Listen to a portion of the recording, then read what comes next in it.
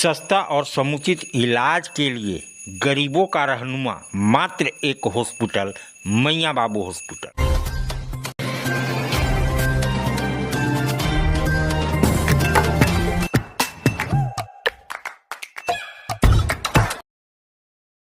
आज आप दिल्ली दरबार आए हैं। दिल्ली दरबार अपने आप में पूरे डाल्टनगंज को समेटने के लिए तैयार है, क्योंकि गांधी उद्यान पार्क में दिल्ली दरबार जब से आया है रौनक बढ़ गई है। नगर निगम के बजराहा गांव में गांव इसलिए कह रहा हूं कि ये गांव ही है।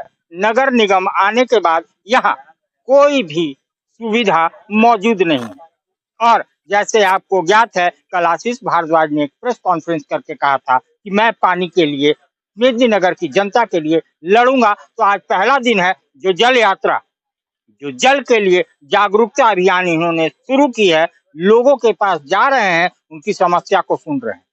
तो पहला दिन बहुत अच्छा अनुभव रहा। इनके साथ मैं भी घूम रहा हूँ। आइए, हमारे साथ आशीष भारद्वाज जी हैं, हम उन्हीं से जानना चाहेंगे कि आज का दिन, पहला दिन कितना बढ़िया, कितना सुखद, कितना अच्छा, और अपने परिवार, आप बेटे जैसा अपने परिवार के लिए लड़ रहे हो, तो आपके परिवार का क्या अनुभव आपको मिल रहा है? क्या भैया, दिन सुखद तो नहीं कह सकते हैं, क्योंकि कष्ट में लोग हैं और हम कष्ट को देखने आए हैं। तो बहुत सुखद तो नहीं, और हम लोगों को गर्मी के चलते यात्रा सुबह सुबह करना पड़ रहा है। सुबह सुबह जो पानी की जरूरतें हैं घरों की, वो हम सबों को जग जाहिर है। हमारी माताएं कष्ट में हैं, हमारी बहनें कष्ट में हैं, हमारे भाई कष्ट में हैं। अभी 2 लड़के मिले, हॉस्पिटल में जाना था, उनको खाना लेके चलते चलते यात्रा में डिस्कस कर रहे थे कि भैया पानी नहीं है, इसलिए अभी तक नहा के निकले नहीं है, तो नहीं तो अभी तक हम चले जाते। ऐसी स्थिति परिस्थिति में ये यात्रा हमारा बिल्कुल सुखद नहीं होने वाला है, ये हमको अब पता चल गया है। ये कष्ट का एक जो है जाखीरा, अभी मनीष भैया ने कहा कि कष्ट का एक जाखीरा मिल रहा है। ये पूर्णाडी, बजराहा, ये सब जो जगह है, ये सब वंचित जगह है। आप इसको निगम क्षेत्र कह सकते हैं सिर्फ। ये अनुभव आपको यहाँ निगम क्षेत्र का किसी भी तरीके का कोई अनुभूति होगा नहीं। और सब महत्वप्रभ हूं मैं कि शहर से मात्र 2 किलोमीटर के डिस्टेंस पे है, कोयल नदी से 2 फीट की दूरी पे है। हमारे सारे पदाधिकारी का अप्रोच है, सारी सड़कें हैं। साहेब के लिए चमचमाता सड़क है, साहेब आ भी सकते हैं यहाँ, लेकिन पहुंच नहीं रहे हैं, यहाँ के कष्ट से अवगत नहीं हो रहे हैं। किसी को पता नहीं है कि यहाँ का जमींदार कौन है, सिटी मैनेजर कौन है, आपके निगम के अभी महापौर कौन है आपके। मतलब बहुत कष्ट है भैया लोगों में, और इस कष्ट का हमारा एक ही है, खैर वो तो वो समझे कि वो क्या करेंगे। हमारा है कि हम अपने लोगों से परामर्श ले रहे हैं कि पानी के, जल के संकट को किस तरह से दूर किया जा सकता है। जल संचयन पे चर्चा कर रहे हैं। और तीसरा है कि जो हम इनके द्वारा कलेक्टेड परामर्श है, उसको एक आवेदन का शकल देके, और उस हस्ताक्षर के साथ हम लोग अपनी पूरी टीम के हस्ताक्षर के साथ माननीय मुख्यमंत्री जी झारखंड सरकार से जाएंगे, उनसे हाथ जोड़ के निवेदन करेंगे कि महोदय, हम बहुत कष्ट में हैं, हम बहुत तकलीफ में, हमको पानी दीजिए। और अगर उस पे कोई निराकरण नहीं निकला तो जबरदस्त पलामू की धरती से आंदोलन होगी, और ऐसी आंदोलन होगी कि पूरे झारखंड सरकार का नींव हिला देंगे हम लोग। अभी हम लोग उस तैयारी में हैं। अगर पानी दे देते हैं सरकार तो यो मस्त, पानी नहीं देते हैं तो हम अंतिम लड़ाई तक लड़ने के लिए कटिबद्ध हैं और लड़ेंगे। अब पटका पटकी करेंगे सरकार का जो भी मुलाजिम हम लोगों से भिड़ेगा पानी को लेकर के, इसके लिए एकदम तैयारी के साथ हम लोग उतरे।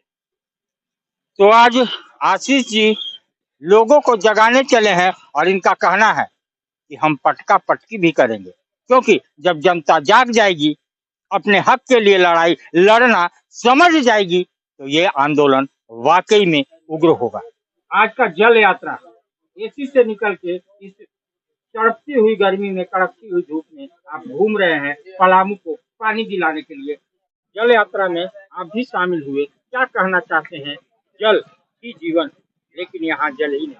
सभी को नमस्कार, मेरा नाम साहिब जी नामदारी है। आज हम लोग सब जल यात्रा में आए थे और हमने महसूस किया कि लोग पैसों से तो गरीब थे ही, आज देखने के बाद लगा कि लोग पानी से भी गरीब हैं। उनसे बात करने के बाद ये समझ आया कि उनको यहाँ चापाकल दो, यहाँ वाटर सप्लाई दो, जो कि संभव है, बट सबको एकजुट होके इस आंदोलन लड़ना पड़ेगा। कहीं ना कहीं सरकार की कमी है कि कोई भी व्यवस्था नहीं की है। हमारी पूरी टीम की यही अपील है कि जल्द से जल्द पानी की समाधान की जाए। कहावत है, जल यात्रा कैसा एक्सपीरियंस रहा? बहुत अच्छा प्रेफरेंस रहा, लोगों की रुझान इसके प्रति बहुत अच्छी रही, और जल ही जीवन है। जल के लिए आंदोलन करना हम लोग का कर्तव्य है और हम लोग एकजुट होकर इसका आंदोलन जोरदार तरीके से करेंगे। संकट है जल का, बहुत ज्यादा संकट है, बहुत ज्यादा संकट। हम लोग घूर कर हस्ताक्षर अभियान जारी किए हैं। मनीष जी, जल संकट पलामू मेदिनीनगर में गहरा था। जी बिल्कुल, जल का जो आज हम लोग इस गर्मी में जो जल का जो मतलब हम लोग को मिल नहीं पा रहा है, उसका सबसे बड़ा ये है कि मतलब आज हम लोग आज वार्ड नंबर 2 में जो घूम रहे थे तो ऐसा लगा कि लोग 2-2 किलोमीटर 3-3 किलोमीटर दूर से ला करके पानी ला करके अपना मतलब घर का खाना भोजन बना रहे थे, जो देखने के बाद बहुत मतलब लगा कि नहीं, जल का व्यवस्था होना चाहिए और प्रशासन से अनुरोध है कि इस पे बिल्कुल ध्यान दें और जितने भी जल संकट का जो कारण बना है ना, उस पे विशेष तौर पे ध्यान देकर उसको ठीक किया जाए।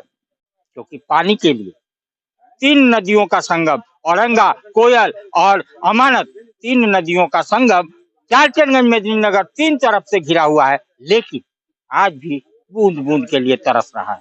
यानी पूरी सरकारी उदासीनता यहाँ पे दिखाई जा रही है। मंत्री आते हैं, बड़े बड़े बात कर देते हैं, लेकिन धरातल पे कुछ होता हुआ नजर नहीं आ रहा है। तो पलामू के बेटे ने अपने भाइयों के साथ, अपने परिवारों के साथ एक युद्ध ठानी है।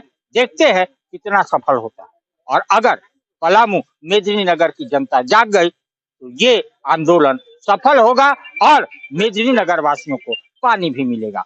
क्योंकि आज यहाँ की जनता, बजराहा की जनता 500 फीट कोयल नदी के किनारे बोरिंग होता है तो भी पानी नहीं आता है। तो सोचनीय है, स्थिति तो दयनीय है ही। तो इस आंदोलन का क्या प्रभाव होता है पलामू की जनता, मेदिनीनगर निगम की जनता पे, और क्या कार्रवाई होती है, ये देखने वाली बात।